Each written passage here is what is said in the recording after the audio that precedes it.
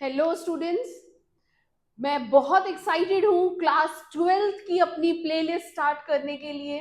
और आज मैं आपके लिए लाई हूँ chapter 1, the last lesson, written by Alphonse डॉटे।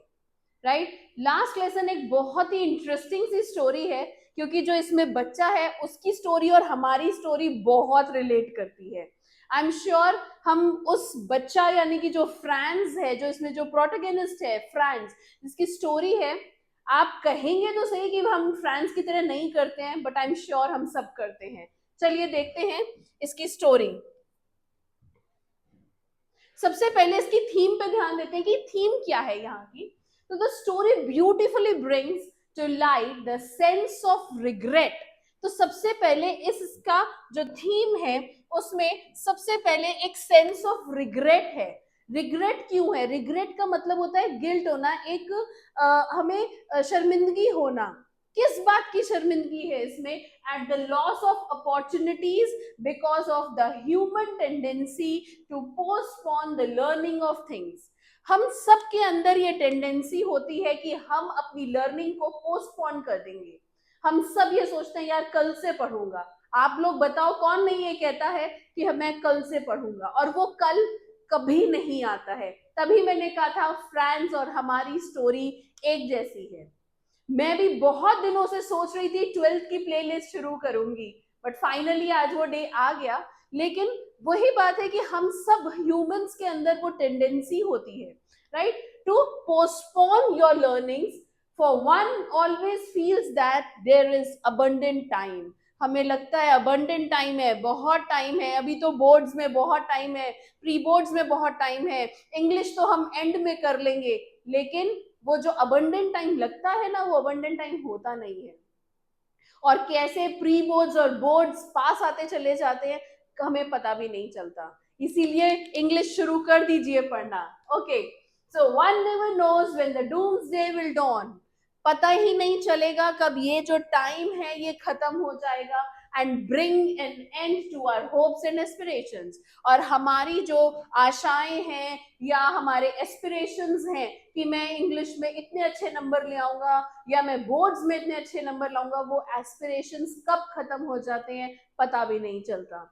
Right? So the natives of Elzec realized their folly of taking things for granted. So जो ये एल्जेक और लॉरेन, ये वहां की कहानी है, और जो एल्जेक के लोग थे उन्हें ये अपनी गलती का महसूस हुआ कि किस तरीके से इन लोगों ने चीजों को फॉर ग्रांटेड लिया and not giving due importance to the study of their national language. इन्होंने अपनी नेशनल लैंग्वेज की जो पढ़ाई थी उसको बहुत सीरियसली नहीं लिया। Right, they became victims of the Persians linguistic chauvinism. ये सब किसके विक्टिम बनते चले गए? पर्शियंस की जो लिंग्विस्टिक होता है जो लैंग्वेज से रिलेटेड होता है, ठीक है। So chauvinism which compels them to study German in place of French. अब फ्रेंच की जगह इन्हें सबको जर्मन पढ़नी थी। राइट, यहाँ पे फ्रेंच पढ़ाई जाती थी, लेकिन अब वहां पे जो वॉर हुआ वो जीत गए, और उसकी वजह से अब उन्हें वहां पे जर्मन पढ़नी पड़ेगी। They receive there last lesson in French, और आज इनको उनका लास्ट लेसन मिल रहा है फ्रेंच में। And bid a tearful adieu of their mother tongue. और आज उन्हें अपनी मदर टंग को एक फेयरवेल देनी है, उसे हमेशा के लिए बाय बाय करना है, क्योंकि अब ये और अपनी मदर टंग सीख नहीं पाएंगे। क्यों? क्योंकि आज इनकी फ्रेंच क्लास का लास्ट लेसन है। चलिए, टाइटल इसका क्या है? The last lesson is an apt title. क्यों? आज किस चीज का लास्ट लेसन है? आज इनकी अपनी मदर टंग फ्रेंच सीखने का लास्ट लेसन है। इसीलिए the title holds true as the entire episode in the story is balanced on the last lesson of French delivered by the teacher M Hamel. उनके जो टीचर हैं French के, mister M Hemil, उनकी तरफ से आज लास्ट लेसन डिलीवर होने वाला है फ्रेंच का। So France, the villagers and other students in the school at Elzek always felt that there was sufficient time. हम सब की तरह फ्रांस को और बाकी सब लोगों को भी यही लगता था कि बहुत टाइम पड़ा है, and so did not give due importance to school, और इसलिए उन्होंने स्कूल को कभी इम्पोर्टेंस ही नहीं दिया. But the unexpected order from Berlin, लेकिन जो बर्लिन से ऑर्डर्स आए, that barred the teaching of French, barred मतलब स्टॉप कर देना, जिसने फ्रेंच पढ़ाने के लिए रोक लगा दी, बैन कर दिया, एंड शूक एवरीवन, शूक मतलब उसने सबको हिला के रख दिया.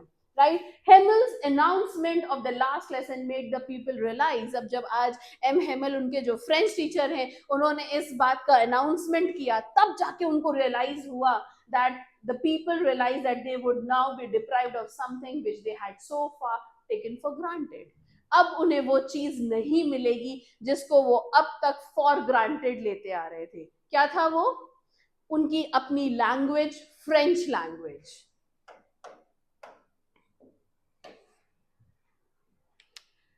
During the last lesson, everyone makes a desperate attempt to make up for the loss, but all could not be done. अब आज लास्ट लेसन है, सब लोग, सब बच्चे और जो भी एडल्ट्स हैं जो फ्रेंच पढ़ने में उन्हें लगता था देयर इज अबंडेंट टाइम और वो ग्रांटेड फॉर ग्रांटेड ले रहे थे उस चीज को, आज उन्होंने सोचा कि जितना भी हमारा लॉस है उसका हम सब कुछ मेकअप कर लेते हैं. लेकिन क्या आपको लगता है, हम सबको पता है एक दिन में इतने टाइम का मेकअप नहीं हो सकता. राइट, इतने साल हम, इतना टाइम हम पढ़े नहीं, हमने अपनी लैंग्वेज को फॉर ग्रांटेड लिया, आज एक लास्ट लेसन में हम सारा मेकअप कर लेंगे? Not possible. The title successfully evokes a consciousness in the reader that the future cannot be predicted. ये जो टाइटल है यही हमारे अंदर वो एक रे ऑफ लाइट लाता है, एक उजागर करता है हमें कि समय का कुछ नहीं पता है. Time is so unpredictable. Right, हम सबको लगता है कि यार अभी 6 महीने पढ़े हैं, अभी 8 महीने पढ़े हैं, अभी तो मैं बस 12th में आया हूं, अभी पढ़ने की क्या जरूरत है. सो टाइम इज रियली अनप्रेडिक्टेबल. लेकिन कैसे वो चला जाता है और कब वो लास्ट लेसन आ जाए. हम कहते हैं टाइम इज अनप्रेडिक्टेबल. एक और मैं बात कहती हूँ, time is powerful, even powerful than us. हमें नहीं पता टाइम कब आ जाए और कब खत्म हो जाए.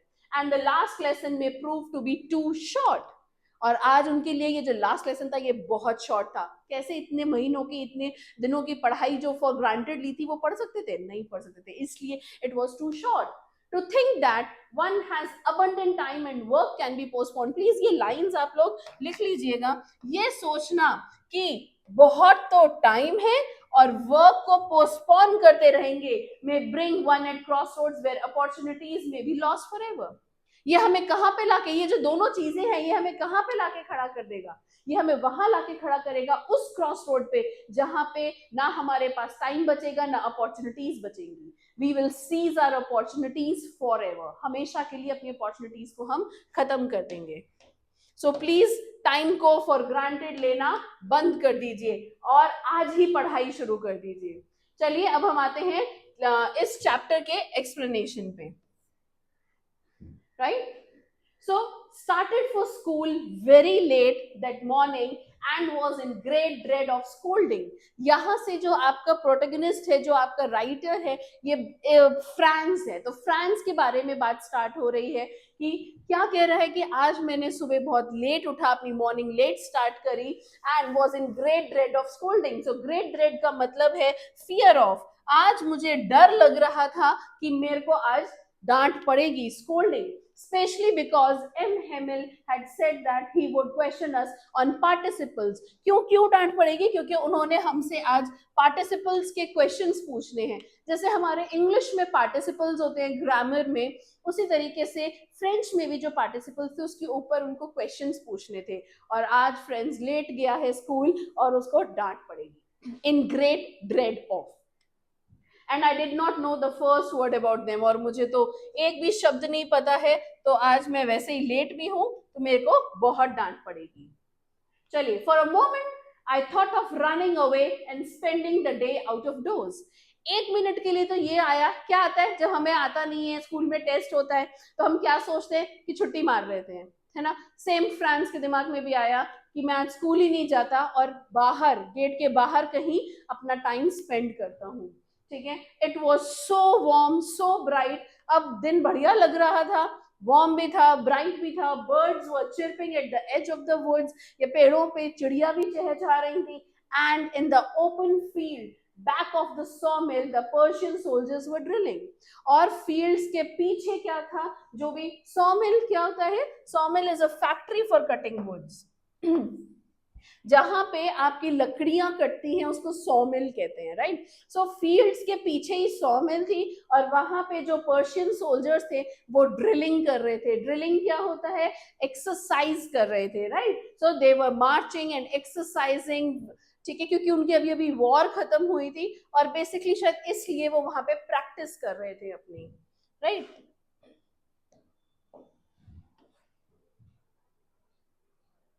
It was all much more tempting than the rules of participants। तो ये सब जो पीछे चिड़िया चहचहा रही थी, ड्रिलिंग हो रही थी सॉ मिल के पास वहां पे, ये सब, और मौसम इतना अच्छा था, ब्राइट था, सनी था, ये सब बहुत अच्छा था, ज्यादा टेम्पटिंग था बजाय इसके कि वो क्लास में बैठ के अपना पार्टिसिपल्स के ऊपर क्लास करे, right. But I had the strength to resist. Resist का मतलब होता है वो सब जो आइडियाज आ रहे हैं ना, उन सब को हटाना और कंसंट्रेट करना, फोकस होना कि नहीं मैं अपना काम करूंगा, यानी कि मैं अपनी क्लास में जाऊंगा। सो उसके अंदर ये पावर थी कि वो इन सब आइडियाज से दूर रहे जो उसको टेम्प्ट कर रहे हैं बहुत, ठीक है। And horrid of the school, और फटाफट स्कूल चला गया।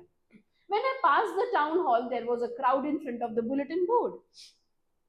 पहले क्या होता था, जो भी आपके कम्युनिकेशन होते थे वो सब बुलेटिन बोर्ड्स की उससे हेल्प से होते थे, because there were no phones नहीं थे और कोई न्यूज़पेपर, मास मीडिया, ये सब नहीं था। So the notice used to be put up on the bulletin board और निकलते बढ़ते लोग वहां से पढ़ते हुए जाते थे, and that's how the message used to spread, ठीक है। तो अब वहां पे क्या था, जैसे ही वो पास हुए तो वहां पे क्राउड था बहुत ज्यादा बुलेटिन बोर्ड पे। And for the last 2 years, all the bad news had come from there। पिछले 2 सालों से जितनी भी बैड न्यूज थी, जो भी चेंजेस हो रहे थे, वो सब उसी बुलेटिन बोर्ड से आ रहे थे। और आज जब इतना क्राउड है वहां पे, तो मुझे लग रहा है कि आज भी कोई ना कोई बैड न्यूज जरूर है वहां पे। The lost battles, draft, orders of the commanding officer, इस तरह की जितनी भी न्यूज होती थी वो सब वही बुलेटिन बोर्ड से आती थी।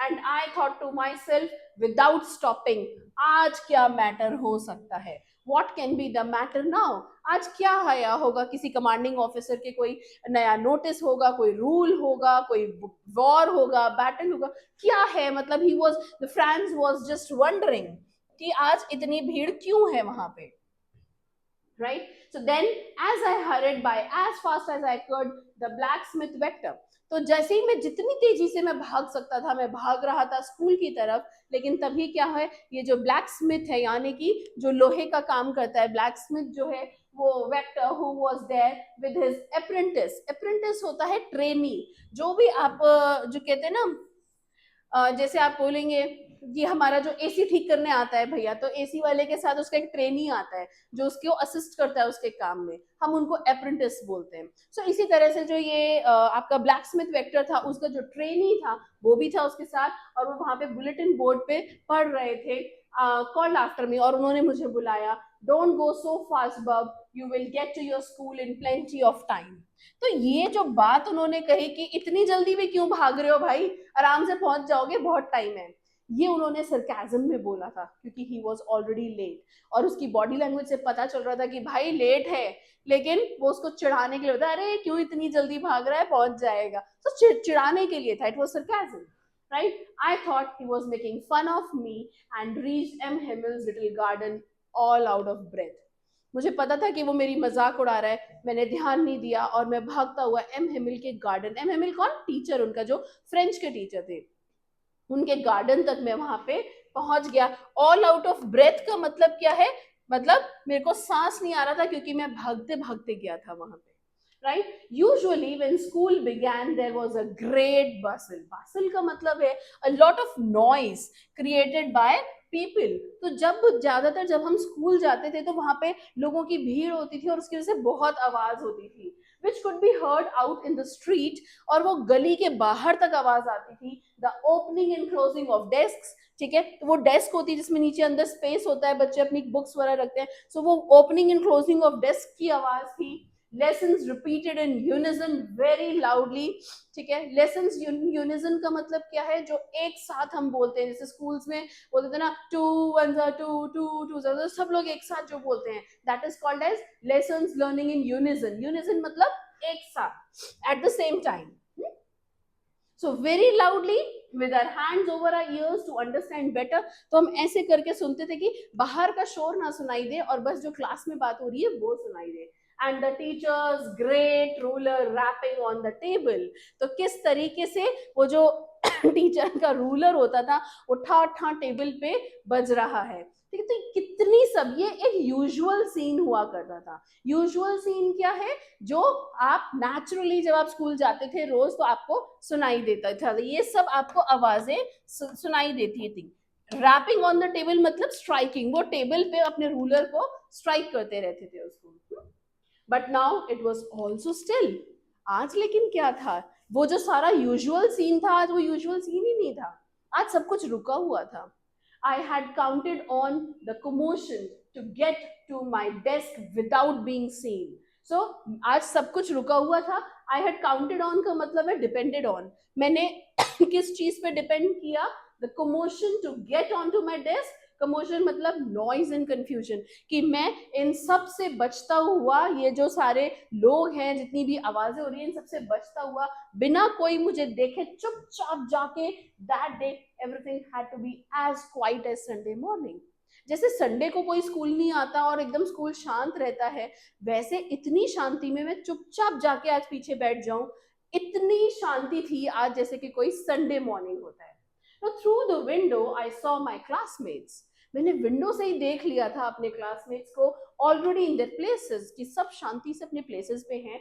And M Hamel walking up and down with his terrible ruler under his arms. और किस तरीके से जो एम हिमेल है वो अपने आर्म्स के अंडर में उस रूलर को रख के he is walking up and down, जब बीच में से चल रहे हैं, और सब बच्चे अपनी अपनी जो मेरे फ्रेंड्स हैं अपनी अपनी प्लेस पे बैठे हुए हैं, right. I had to open the door and go in before everyone। अब मुझे डोर क्लास का खोलना था और सबके बीच में से होते हुए जाना था। You can imagine how I blushed। Blush का मतलब क्या होता है, face turn red into shame. कभी कभी शॉक में होता है, शेम में होता है, यहाँ पे उसका जो था वो शेम में हो रहा था, उसका पूरा फेस लाल हो गया था, बिकॉज वो लेट हो गया था और सबके बीच में से होते हुए उसको अपनी जगह लेनी थी। And how frightened I was, वो डरा हुआ भी बहुत था। बट नथिंग हैपेंड, लेकिन कुछ नहीं हुआ आज। M Hamel saw me and said very kindly, उन्होंने मुझे देखा भी मेरे टीचर ने, और मुझे बहुत काइंडली बोला, go to your place quickly little France, कि लिटिल फ्रांस अपनी जगह पे जाके जल्दी से बैठ जाओ, we are beginning without you, हम तुम्हारे बिना ही क्लास शुरू कर चुके हैं, राइट। चलिए, I jumped over the bench and sat down at my desk। मैं फटाफट गया और मैं अपनी डेस्क पे जाके बैठ गया। Not till then when I had got a little over my fright। तब जाके थोड़ा सा मुझे डर के ऊपर मैं कुछ देख पा रहा था। Did I see that our teacher had on his beautiful green coat। तो मैं क्या देख पाया, जब मेरा थोड़ा डर खत्म हुआ, थोड़ा सा मैं जाके सेटल हुआ, तो मैंने देखा कि मेरे जो टीचर हैं उन्होंने ये ग्रीन कोट जो है वो पहना हुआ है। हिज फ्रिल शर्ट, उनकी जो शर्ट है वो फ्रिल है, और little black silk cap all embroidered. तो सिल्क कैप है, एम्ब्रॉयडर्ड शर्ट है, एंड दिस ग्रीन कोट, ये सब मेरे जो टीचर हैं उन्होंने पहना हुआ है। ऑल एम्ब्रॉयडर्ड, सब एम्ब्रॉयडर्ड हैं। That he never wore except on inspection and prize days. सिर्फ वो ये कपड़े, जो ये फॉर्मेट होता था, ये स्पेशल डेज पे पहनते थे। और वो स्पेशल डेज क्या थे, इंस्पेक्शन के होते थे या प्राइस डेज होते थे। और वो क्या क्या था अभी लर्न कर लीजिए, green coat, frill shirt and silk, black silk cap, all embroidered, right. So green coat, frill shirt, black silk cap, all embroidered, right. तो ये सिर्फ संडे या प्राइस डेज होते थे, इंस्पेक्शन डेज होते थे, तब ये अपनी हेमिल पहनते थे, लेकिन आज तो ऐसा कुछ भी नहीं था। आज क्यों उन्होंने ये ड्रेस पहनी है? Now friends felt that the atmosphere in the school was unusual and serious. आज उसको लग गया था कि कुछ तो अलग बात है, आज स्कूल में कुछ सीरियस और अनयूजुअल बात है, ठीक है। To add to it, the last benches of the classroom were occupied by the senior village men. तो जो पीछे की जो बेंचेस थी, ये सब जो थी ना, ये सीनियर लोगों ने पीछे घेरी हुई थी, वहां पे वो बैठे हुए थे। कौन कौन थे? Mister Houser, who was wearing his three cornered hat, ये एक थ्री कॉर्नर्ड हैट है, राइट, इस तरीके से। And the retired mayor, postmaster, जो ये वहां के थे, सब लोग ये वहां पे बैठे हुए थे। So Hauser wearing the three cornered hat, so Hauser थे, रिटायर्ड मेयर थे एंड पोस्टमास्टर थे। ये तीन लोग वहां पे पीछे, और भी थे इनके साथ, सब ने लास्ट बेंचेस ली हुई थी जब एम हेमिल क्लास में पढ़ा रहे थे, राइट।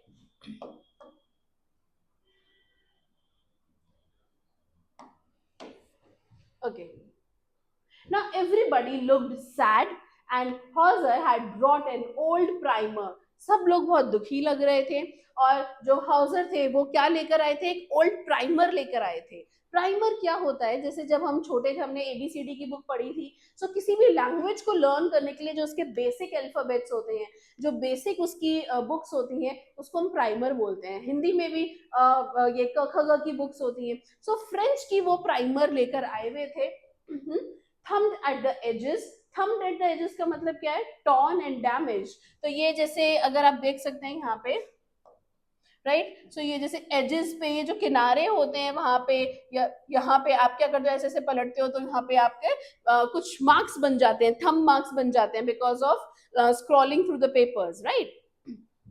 तो thumbed at the edges and he held it open on his knees with his great spectacles lying across the pages। उन्होंने उसको अपनी नीज पे रखा, प्राइमर की बुक को, और उसके ऊपर इस तरीके से उन्होंने अपने स्पेक्टिकल्स रखे बुक के ऊपर और पेजेस के ऊपर, ठीक है। So they have beautifully described कि क्या सीन था, और आपको इस टाइप के क्वेश्चंस आते हैं कि यूजुअल सीन क्या था, लेकिन आज अनयूजुअल क्या है। तो आपको वो लिखना पड़ेगा। यूजुअल सीन हुआ करता था you know opening and closing of desk, people shouting, you know learning the lessons in unison, ठीक है, ये सब आपके यूजुअल सीन था। अनयूजुअल सीन ये चल रहा है, right. Now while I was wondering about it all, M. Hamill mounted his chair। जब मैं ये सब अभी नोटिस ही कर रहा था, एम हेमिल अपनी चेयर से उठे, and in the scene grave and gentle tone. So grave का मतलब होता है सीरियस, बहुत ही सीरियस और भारी, जेंटल आवाज में, which he had used to me, said, मेरे से की तरफ देखते हुए बोले, my children, this is the last lesson I shall give you, कि मेरे प्यारे बच्चों, ये एक मेरा लास्ट लेसन होगा जो मैं आपको आज दे रहा हूँ। The order has come from Berlin to teach only German in the schools। तो स्कूल्स में जो ऑर्डर्स आए हैं कि सिर्फ यहाँ पे जर्मन पढ़ाई जाएगी और अब फ्रेंच नहीं पढ़ाई जाएगी। Of Alsace and Lorraine, the new master comes tomorrow. तो अब यहाँ पे जितने भी एल्जिक एंड लॉरेन के स्कूल्स हैं, वहाँ पे नए टीचर आएंगे जो आप लोगों को जर्मन पढ़ाएंगे। This is your last French lesson. I want you to be very attentive। तो ये आज आपका लास्ट फ्रेंच लेसन है, और मैं ये चाहता हूं कि आप सब लोग बहुत ज्यादा अटेंटिव होके इसको पढ़ें। आज हमारी लास्ट क्लास है, ऐसा उन्होंने बोला। What a thunderclap these words to me। ठीक है, ये वर्ड्स मेरे लिए कैसे एक थंडर क्लैप की तरह थे। थंडर क्लैप का मतलब किस तरीके से ये मेरे लिए शॉकिंग वर्ड्स थे, कि अब तक जो हमारी मदर टंग है हम पढ़ रहे थे, लेकिन अब कल से वो नहीं पढ़ाई जाएगी। So this was a thunderclap, यानी कि shock. So this was a shock to me. Oh, the wretches, wretches का मतलब है, here it refers to a unfortunate happening। So ये एक unfortunate happening है, that was what they had put up at the town hall। अब उसको समझ में आया, इसीलिए टाउन हॉल पे इतनी भीड़ थी कि ये एक नोटिस लगा था, राइट, कि अब सिर्फ जर्मन पढ़ाई जाएगी और फ्रेंच नहीं। My last French lesson, why I hardly knew how to write। मेरे को तो मेरा लास्ट लेसन आ गया, लेकिन मुझे तो कुछ आता ही नहीं है, मतलब मुझे हार्डली कुछ लिखना आता है। I should never learn anymore. I must stop there then. Oh, how sorry I was for not learning my lessons. मैं कितना आज दुख फील कर रहा हूँ कि मैंने अब तक अपने लेसन्स ही नहीं पढ़े, मैंने अपनी मदर टंग नहीं पढ़ी, अपनी मदर लैंग्वेज नहीं लर्न करी, ठीक है, फॉर सीकिंग बर्ड्स एग्स। और मैं उसके बदले क्या क्या करने जाता था, ये बर्ड्स एग्स इकट्ठे करने, स्लाइड करने ऑन द सार। सार क्या है? It is a river there in France, right? France में एक लोकल वहां की रिवर है, तो वहां पे मैं स्लाइड करने, घूमने, ठीक है, बर्ड्स के एग्स इकट्ठे करने, इन सब में मैंने अपना टाइम वेस्ट कर दिया और मैंने अपनी पढ़ाई नहीं करी। ये सब ना राइटर हमें कुछ कहना चाह रहा है। हम लोग भी अपने अपना टाइम कहीं और वेस्ट कर देते हैं, प्रोक्रेस्टिनेट करते रहते हैं, कल करेंगे कल करेंगे कल करेंगे, पर वो कल नहीं आता। लेकिन एक दिन वो कल खत्म हो जाता है, वो अपॉर्चुनिटी खत्म हो जाती है, ठीक है। तो ये एक मैसेज चल रहा है हम सबके लिए। My book that had seemed such a nuisance a while ago, जो वो मेरी बुक थी फ्रेंच की, जो मुझे अब तक बहुत ही नॉनसेंस लगती थी, वो मुझे पसंद नहीं थी। न्यूसेंस का मतलब it was a burden to me. तो वो जो मेरी बुक्स थी वो मुझे एक बर्डन लगती थी अभी कुछ समय पहले तक। सो हैवी टू कैरी, मेरी ग्रामर की बुक, हिस्ट्री की बुक, जिसके बारे में, जिसमें सब सेंट्स के बारे में बताया जाता था, our old friends now that I couldn't give up. अब वो मुझे एक पुराने मेरे दोस्त लग रहे थे जिनको मैं गिव अप नहीं कर सकता था, क्योंकि आज आपसे वो अपॉर्चुनिटी छीनी जा रही थी। लेकिन आज आप उनको गिव अप करना नहीं चाहते थे कि आप उस अपॉर्चुनिटी पे आज गिव अप कर जाएं कि आपको आपकी मदर टंग ही नहीं सीखनी दी जा रही है, right? And M. Hamilton, the idea that he was going away, that I should never see him again. और ये जो मेरे को समझ नहीं आ रहा था, जो मेरे को अच्छा था कि अब मैं एम हेमिल सर से भी कभी नहीं मिल पाऊंगा, तो ये जो आइडिया था, ये जो दिमाग में आ रहा था, made me forget all about his ruler and how cranky he was. ये सुन के ही मैं वो सब भूल गया कि वो कितने स्ट्रिक्ट टीचर हुआ करते थे, वो कैसे रूलर उस पे टेबल पे दबा बजाते थे, ठीक है, या फिर कितने वो क्रैंकी होते थे। क्रैंकी का मतलब है कि कितने वो शॉर्ट टेम्पर्ड थे, राइट? वो सब मैं भूल गया। He was a poor man. It was in honor of his this last lesson that he had put on his fine Sunday clothes. अब समझ में आया कि ये उसी बात के, अपनी जो उनकी आज लास्ट क्लास है, उस लास्ट क्लास के ऑनर में उन्होंने ये संडे क्लोथ्स पहने हैं, ये फ्रिल्ड शर्ट, ग्रीन कोट और black silk cap, all embroidered. अब समझ में आया क्योंकि आज उनकी लास्ट क्लास है। And now I understood why the old men of the village were sitting there in the back of the room. और अब ये भी समझ में आया कि क्लास में पीछे वो कौन कौन बैठे थे, house post master, retired mayor, वो सब क्यों बैठे थे at the back of the benches in the class, right? तो अब वो सब कुछ रिलेट कर पा रहा था।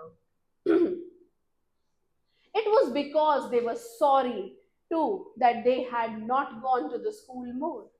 वो लोग भी सॉरी फील कर रहे थे कि वो लोग भी कभी स्कूल नहीं गए। It was their way of thanking our master for this 40 years of faithful service. ये हम सब का, उस एम हेमिल जो टीचर है हमारे, उनकी 40 years ऑफ सर्विस करने के लिए एक थैंक्स था, एक थैंक्स देने का तरीका था हमारा, ठीक है, and of showing their respect for the country that was theirs no more. और उस कंट्री को रिस्पेक्ट दिखाना जो अब हमारा नहीं रहने वाला है, right? While I was thinking of all this, I heard my name called. बस अब मैं ये सब सोच ही रहा था, तभी मैंने सुना कि मेरा नाम लिया जा रहा है, ठीक है। It was my turn to recite. मेरी बारी थी सुनाने की। What would I not have given to be able to say that dreadful rule for the participle? Dreadful का मतलब है frightening. मैं क्या ही बोलता, उसको कुछ समझ नहीं आ रहा था। वो ड्रेडफुल, डराने वाले जो प्रिंसिपल्स थे, जो रूल्स थे, ठीक है, very loud and clear and without one mistake. But लेकिन क्या हुआ, I got mixed up on the first word and stood there holding on to my desk. मैं फर्स्ट वर्ड पे ही फंबल कर गया, नहीं समझ में आया क्या बोलूं, वहीं अपनी डेस्क पे खड़ा रहा, my heart beating and not daring to look up. मैं ऊपर भी नहीं देख पा रहा था और नीचे देख रहा था और मेरा दिल जोर जोर से धड़क रहा था, ठीक है, मैं बहुत डरा हुआ था। क्यों डरा हुआ था? क्योंकि मुझे बोलने के लिए बोल दिया था, रिसाइट करने के लिए। I heard M Hamel say me to me, I won't scold you. मैंने सुना कि एम हेमिल मुझे क्या बोल रहे हैं कि मैं तुम्हें डांटूंगा नहीं little Franz, you must feel bad enough, तुम्हें खुद ही बुरा लगना चाहिए। So how it is, every day we have said to ourselves, हम हर रोज अपने आप से कहते थे, I have plenty of time, मेरे पास बहुत टाइम पड़ा है, I will learn it tomorrow, मैं कल याद कर लूंगा। And now you see where we have come out, अब हम कहाँ आ गए हैं? ठीक है, रिजल्ट, आज रिजल्ट क्या है इस चीज का? जब हम रोज सोचते थे कि कल पढ़ लेंगे, कल पढ़ लेंगे, बहुत टाइम है, तो आज हम कहाँ आ गए? उसका रिजल्ट ये है, that's the great trouble with Alsace, she puts off learning till tomorrow.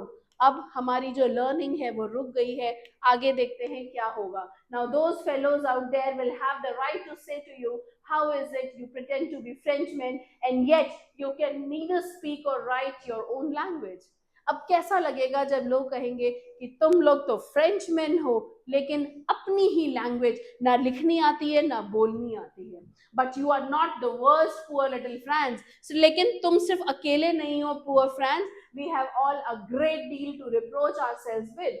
Reproach मतलब ब्लेम, हम सब इस पे, हम सब का ब्लेम है इसमें, हम सब बराबर ही भागीदार हैं इसके लिए, हम सब बराबर रिस्पॉन्सिबल हैं कि हम सब पढ़े ही नहीं अपनी लैंग्वेज को। Right, your parents were not anxious enough to have you learn, वो बिल्कुल भी इतने नॉलेजेबल नहीं थे, इतने होशियार नहीं थे कि वो तुम्हें फोर्स करते लर्न करने के लिए। They prefer to put you to work on a farm on the or the mills, तो वो तुम्हें हमेशा फार्म या मिल्स पे काम करने भेजते थे, so as to have a little more money, सिर्फ कुछ और पैसों के लिए। And I have been to blame also, और मेरी भी गलती है इसमें, क्यों? Because I have often sent you to water my flowers, मैं कहाँ कहाँ भेज देता था तुम्हें, कभी पानी पेड़ों में पानी देने के लिए instead of learning your lessons, and when I wanted to go fishing, और जब मुझे खुद ही फिशिंग करने का मन करता था, did I not just give you a holiday, मैंने तुम्हें कभी हॉलीडे ही दे दिया। ठीक है, तो इसमें सिर्फ तुम्हारी गलती नहीं है हम सब की ब्लेम है इसमें कि हम सब ने अपनी लैंग्वेज को नहीं पढ़ा। Then from one thing to another, M. Hamill went on to talk of the French language, saying that it was the most beautiful language. अब वो अपनी लैंग्वेज के बारे में बोल रहे हैं कि हमारी जो लैंग्वेज है वो पूरे वर्ल्ड में सबसे ब्यूटीफुल है। क्यों ब्यूटीफुल है? Because it is the clearest and the most logical language that we must guard it amongst us and never forget it. क्यों? Because when a people are enslaved, ये बहुत इंपॉर्टेंट लाइन्स हैं, directly question इनसे आता है, when people are enslaved, as long as they hold fast to their language, it is as if they have the key to their prison। बहुत ज्यादा important है कि जब लोग अपनी लैंग्वेज पे लैंग्वेज सीखते हैं तो वो क्या है, कोई भी कोई बंधन है, कोई प्रिजन है, प्रिजन मतलब जो भी कोई आपके अंदर बाउंड्रीज हैं, कोई शैकल्स हैं, उनका, उस जेल का चाबी क्या है? उसकी लैंग्वेज आपकी खुद की। सो आप अपनी ही लैंग्वेज, आपकी लैंग्वेज इतनी स्ट्रांग होनी चाहिए कि आपकी लैंग्वेज ही उन सब बाउंड्रीज को, उन सब प्रिजन को तोड़ सके। Now so your language is the key to all the prison, it is the key to all the problems, right? तो आपकी लैंग्वेज ही ये आपके साथ मिराकुलस काम कर सकती है, लेकिन अब आपकी लैंग्वेज तो आपके साथ है ही नहीं। Then he opened a grammar and read us our lesson. फिर उन्होंने एक ग्रामर की बुक खोली और हमें पढ़ाना शुरू कर दिया। I was amazed to see how well I understood. आज तो मुझे समझ ही बहुत अच्छा आ रहा था, अब तक तो मुझे समझ नहीं आता था रोज, और आज लेकिन मुझे अपना लेसन बहुत अच्छे से समझ में आ रहा था। All he said seemed so easy. सब कुछ अंदर जा रहा था, बहुत easy लग रहा था। I think too that I had never listened so carefully. और आज मुझे शायद रियलाइज हो रहा था कि मैंने ही इतनी केयरफुली कभी चीजों को सुना ही नहीं, and that he had never explained everything with so much patience. और एम हेमिल ने भी इतनी पेशेंस से कभी नहीं सुनाया, समझाया। It seemed almost as if the poor man wanted to give us all he knew before going away. ऐसा लग रहा था कि वो बस जाने से पहले एक झटके में, एक ही स्ट्रोक में हमें सब कुछ दे देना चाहते हैं, सारा अपना विजडम, सारा अपना लैंग्वेज का नॉलेज, सब कुछ इम्पार्ट कर देना चाहते हैं। राइट, एक ही झटके में. After the grammar we had lessons in writing. That day M Hamel had new copies for us. उस दिन हमारी राइटिंग की क्लास हुई, फिर उसके बाद हमारे लिए न्यू कॉपीज आई और उस पे ब्यूटीफुल राउंड हैंड से लिखा हुआ था. क्या लिखा था? France Alsace, France Alsace. और वो ऐसा लग रहा था जैसे समझिए ये छोटे छोटे फ्लैग्स पूरे टॉप से हमारे ऊपर हैं, यानी कि उस सब पे फ्रांस एल्जेक लिखा हुआ है. बेसिकली जो सारा एनवायरनमेंट था वो पेट्रियोटिज्म से भरा हुआ था. सब जगह अब हमें अपनी लैंग्वेज, अपना कंट्री, वो सब देशभक्ति याद आ रही थी. ठीक है, तो इसीलिए उसको कहा गया है कि the flags were all around. वो असली में नहीं थे बट ऐसा लग रहा था. They looked like little flags floating everywhere in the school room, hung from the rod at the top of our desk. इस तरीके से रॉड से टंगे हुए और ऊपर से हमारे डेस्क के ऊपर से लटके हुए हैं, जिसमें एल्जेक लॉरेन और फ्रांस एल्जेक लिखा हुआ है. You ought to have seen how everyone was set to work and how quiet it was. आज तो देखने लायक था कि सब अपना काम कर रहे थे और कितनी शांति थी. The only sound was the scratching of the pens over the paper. सिर्फ किसकी साउंड आ रही थी? इतनी शांति थी कि बस जो लिखने की साउंड होती है, ये जो पेन स्क्रैचिंग है, बस उसकी साउंड आ रही थी और कोई साउंड नहीं आ रही थी. Scratching of the pain on the paper. Right. Once some beetles flew in. Beetles होती हैं कुछ मक्खियां इस तरीके से. Right. So a large sized insect, beetles. So कुछ beetles अंदर आ गई हमारी क्लास में. Not but nobody paid any attention to them, not even the littlest ones. Littlest ones का मतलब है यहाँ पे pigeons से है कि उनकी तरफ किसी ने भी ध्यान नहीं दिया. Even pigeons ने भी ध्यान नहीं दिया, who worked right on tracing their fish hooks as if it was that was French too. बिल्कुल ऐसा जो हमेशा पिजन्स भी बिजी होते थे, लेकिन आज उन्होंने भी उनके ऊपर ध्यान नहीं दिया. ऐसा लग रहा था सबका ध्यान अपनी लैंग्वेज और अपने कंट्री के ऊपर है. On the roof the pigeons cooed very low. Cooed मतलब जो उनकी आवाज है, जो साउंड वो बंद करते हैं. तो आज पिजन्स भी छत पे बहुत कम आवाज में कू कर रहे थे. एंड आई थॉट टू माई सेल्फ, ये भी क्वेश्चन आता है, will they make them sing in German even the pigeons. क्या इनको भी अब आप जर्मन में ही कू कराएंगे? ठीक है, आपने पूरे देश के स्कूल्स में जर्मन कर दी, अब आप इनकी लैंग्वेज भी बदल दीजिए. जो ये पिजन्स हैं इनकी भी लैंग्वेज बदलेंगे क्या? Whenever I looked up from my writing, I saw, जब भी मैं वो लिखने से ऊपर देखता ऐसे, मैं बस क्या देख रहा था? M. Hamill sitting motionless in his chair and gazing first at one thing, then at one thing. तो जब भी मैं देखता M. Hamill क्या कर रहे थे, कभी एक तरफ देख रहे हैं, कभी दूसरी तरफ. As if ऐसा लग रहा था that he wanted to fix in his mind. वो अपने माइंड में यहाँ की पिक्चर हमेशा के लिए ले जाना चाहते थे. ठीक है, just how everything looked in that small little room. इस स्कूल की जो ये छोटा सा रूम है, इसमें ये अपनी जो ये मेमोरीज हैं, because 40 years he spent in that class. ठीक है, सो वो जो उनकी यादें थी वो अपने दिमाग में फिक्स करना चाहते थे. उसको वो इसलिए बार बार he was making a glance over there.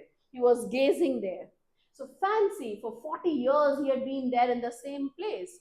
40 साल से पिछले वो एक ही जगह पे है, with his garden outside the window. उनकी विंडो के बाहर गार्डन है, and his class in front of him, just like that. Class भी इतने सालों से बिल्कुल वैसी है. Only the desk and benches have been worn smooth. Desk और बेंचेस बस स्मूथ हुए हैं. जब नई आती हैं तो उनकी जो एजेस होती हैं वो बहुत शार्प होती हैं, लेकिन बस अब वो थोड़ी सी पुरानी हुई तो वो स्मूथ हो गई हैं. ठीक है, the walnut trees in the garden were taller. जो वॉलनट ट्रीज हैं वो और टॉल हो गए हैं. And the hop vine that he planted himself twined about the windows to the roof. और जो उन्होंने बाकी जो ये बेल लगाई थी, पेड़ लगाए थे, वो खुद ही रूफ तक अपने आप ऊपर पहुंच रहे हैं. दैट मीन्स चीजें जो है ग्रोथ हुई है. 40 years इतना टाइम बड़ा होता है. Right. How it must have broken his heart to leave it all. Poor man. कैसा लग रहा होगा आज इन सब चीजों को छोड़ के जाना. To hear his sister moving about in the room above. ऊपर उनकी सिस्टर उनका सामान पैक कर रही है, रूम में घूम रही है. ठीक है, for they must leave the country next day, बस अगले दिन कल सुबह उन्हें अपनी कंट्री को छोड़ना है. But he had the courage to hear every lesson to the very last. After the writing we had a lesson in history and then the baby standard their ba be बे बो आ. तो उन्होंने बस उसके बाद उनकी हिस्ट्री की class हुई जिसमें जो भी वो प्रिंसिपल्स बता रहे थे उन सब की क्लासेस वो बच्चों ने वो बोला जो भी उन्होंने बताया. Down there at the back of the room, old Hauser had put on his spectacles and holding his primer in both the hands. तो अपने चश्मे पकड़ के अपने ये जो प्राइमर है उसको हाथ में लेके उन्होंने spelled the letters with them और उन्होंने अपने letters बोलने शुरू किए. You could see that he too was crying. आप ये देख सकते हैं कि मिस्टर हाउसर वो भी रो रहे थे. वॉइस उनकी ट्रेम्बल हो रही थी, यानी कि उनकी जो आवाज थी वो भी थोड़ी दुख से थी, तो वो भी शेक कर रही थी आवाज. And it was so funny to hear him that we all wanted to laugh and cry. लेकिन हम सबको उनकी आवाज बहुत फनी लग रही थी, पर हम सब रोना भी चाहते थे, हंसना भी चाहते थे. It was all so mixed of emotions, right? And how well I remember it, that last lesson. और आज मुझे वो सारा जो लास्ट लेसन था वो किस तरीके से याद हो रहा था वो मुझे भी नहीं पता. अब तक तो फ्रांस को कुछ समझ नहीं आता था. And all at once the church clock struck 12. 12 बज गए घंटी. And then the Angelus at the same moment the trumpets of the Prussians returning from the drill. तो जो वो पर्शियन सॉ मिल में पीछे ड्रिलिंग कर रहे थे वो सब, तो उनका भी टाइम हो गया था. M Hamel stood up very pale. Pale मतलब बहुत ही फीके से फेस के साथ, you know a person's face with less colour than usual. तो वो क्योंकि आज वो इतने सैड थे तो उनका जो फेस था वो बिल्कुल फीका पड़ गया था. वो अपनी चेयर पे थे. I never saw him look so tall. आज मैंने इससे पहले उनको इतना टॉल कभी नहीं देखा. The way he was standing proudly for his nation that day. My friends said he, yeah, I इसलिए because he was not, he was, his voice was in grave, इतने grief में थे, वो दुख में थे. But something choked him. किसी चीज ने उनको रोक दिया. He could not go on. Then he turned to the blackboard, took a piece of chalk there. वो turn किया उन्होंने ऐसे blackboard की तरफ, एक chalk लिया and bearing on with all his might, और अपनी पूरा दिमाग लगाते पूरे फोकस के साथ as large as he could, जितना बड़ा वो लिख सकते थे, he wrote on the table, he wrote on the blackboard, Vive la France. Then he stopped and leaned his head against the wall. वो रुक गए और ऐसे उन्होंने अपने हेड को वॉल के अगेंस्ट लगा दिया, right? And without a word, कुछ भी नहीं बोले, एक जेस्चर उन्होंने किया to us with his hand. That ऐसे जेस्चर किया कि school is dismissed, you may go. ऐसे हमें इशारा किया कि स्कूल खत्म हो गया है और आप चले जाइए. ये विवे ले फ्रांस का मतलब क्या था? Long live France, right? So उन्होंने अपने लास्ट मैसेज में, अपने लास्ट क्लास में लास्ट मैसेज क्या दिया? विवे ले France, that long live France, right? Next video में मैं इसके क्वेश्चन आंसर्स, जो इंपॉर्टेंट क्वेश्चन आंसर्स हैं, शॉर्ट एंड लॉन्ग दोनों लेके आऊंगी. इसको आप एक्सप्लेनेशन को अच्छी तरह से समझ लीजिए. 2 जगह इसके इंपॉर्टेंट क्वेश्चंस भी हैं जो मैंने आपको बताया, उनके आंसर्स कैसे लिखने हैं वो भी बताऊंगी. सिर्फ इंपॉर्टेंट क्वेश्चंस ही नहीं, इंपॉर्टेंट आंसर्स भी, कि किस तरीके से लिखना है वो भी बताऊंगी. Thank you.